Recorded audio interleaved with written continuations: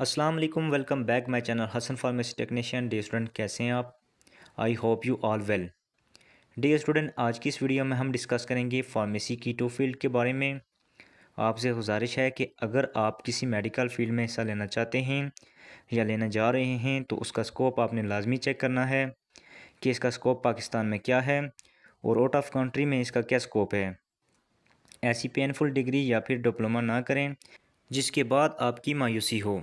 आज की इस वीडियो में हम डिस्कस करेंगे फार्म डी और फार्मेसी टेक्नीशियन में क्या फ़र्क है, किसका स्कोप ज़्यादा है, पाकिस्तान में इनका क्या स्कोप है और गल्फ़ कंट्री में इनकी डिमांड की जाती है या नहीं।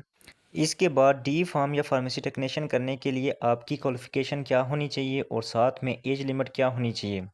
आखिर में हम बात करेंगे कि ये कोर्स कंप्लीट करने के बाद पाकिस्तान में या गल्फ़ कंट्री में कितनी सैलरी दी जाती है।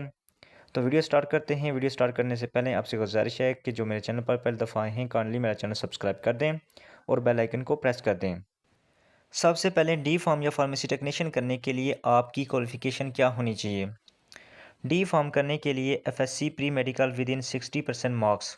तो फॉर्म डी करने के लिए एफएससी प्री मेडिकल में कम अज़ कम 60% नंबर दरकार होते हैं, जबकि फार्मेसी टेक्नीशियन करने के लिए मैट्रिक का साइंस में होना ज़रूरी है। फॉर्म डी करने के लिए age limit minimum 18 to maximum 25, यानी कि फॉर्म डी करने के लिए 18 साल से लेकर 25 साल तक की एज की लिमिट होती है, जबकि फार्मेसी टेक्नीशियन करने के लिए नो एज लिमिट, यानी कि 40 से 45 साल की एज के लोग भी इसको कर सकते हैं। फॉर्म डी एक प्रोफेशनल डिग्री है, जबकि फार्मेसी टेक्नीशियन एक डिप्लोमा प्रोग्राम है। फॉर्म डी की ड्यूरेशन 5 ईयर है, जबकि फार्मेसी टेक्नीशियन की ड्यूरेशन 2 ईयर है। यानी फॉर्म डी का दौरानिया 5 साल है, जबकि फार्मेसी टेक्नीशियन का दौरानिया 2 साल है। लेकिन फार्मेसी टेक्नीशियन का डिप्लोमा करने में 3 से 4 साल लग सकते हैं। फॉर्म डी एक प्रोफेशनल डिग्री है जो कि यूनिवर्सिटी से की जाती है, जबकि फार्मेसी टेक्नीशियन एक डिप्लोमा प्रोग्राम है जो कि आप किसी भी प्राइवेट कॉलेज से कर सकते हैं जो पंजाब फार्मेसी काउंसिल से मंजूर हो। डी फार्म कंप्लीट करने के बाद पंजाब फार्मेसी काउंसिल आपको ए फार्मासिस्ट रजिस्टर करती है, जबकि फार्मेसी टेक्नीशियन कंप्लीट करने के बाद पंजाब फार्मेसी काउंसिल आपको बी फार्मासिस्ट रजिस्टर करती है। मीन्स कि जब आप फार्मेसी टेक्नीशियन का डिप्लोमा मुकम्मल करते हैं या फॉर्म डी की डिग्री कंप्लीट करते हैं तो पंजाब फार्मेसी काउंसिल में आपने एक डॉक्यूमेंटेशन फ़ाइल सबमिट करनी होती है। तो पंजाब फार्मेसी काउंसिल आपको ए कैटेगरी या बी कैटेगरी इशू करती है, जिस पर से आप अपना मेडिकल स्टोर या फिर फार्मेसी ओपन कर सकते हैं। मेडिकल स्टोर या फार्मेसी ओपन करने के लिए आपके पास लाइसेंस का होना ज़रूरी है। नेक्स्ट हम बात करते हैं फार्मेसी टेक्नीशियन का डिप्लोमा कंप्लीट करने के बाद या फॉर्म डी की डिग्री कंप्लीट करने के बाद पाकिस्तान में या फिर गल्फ़ कंट्री में इनका क्या स्कोप है। पाकिस्तान में फॉर्म डी कंप्लीट करने के बाद आप अपनी फार्मेसी ओपन कर सकते हैं। आप किसी प्राइवेट हॉस्पिटल या सरकारी हॉस्पिटल में जॉब कर सकते हैं। डी फार्म की डिग्री कंप्लीट करने के बाद अगर आप किसी प्राइवेट हॉस्पिटल या फिर फार्मेसी में काम करते हैं, वर्क करते हैं, तो आपकी सैलरी 25,000 से 40,000 तक हो सकती है। अगर आपका एक्सपीरियंस 1 साल से ज़्यादा है तो सैलरी इससे ज़्यादा हो सकती है। दूसरी जन्म फार्मेसी टेक्नीशियन कंप्लीट करने के बाद आप अपना मेडिकल स्टोर ओपन कर सकते हैं।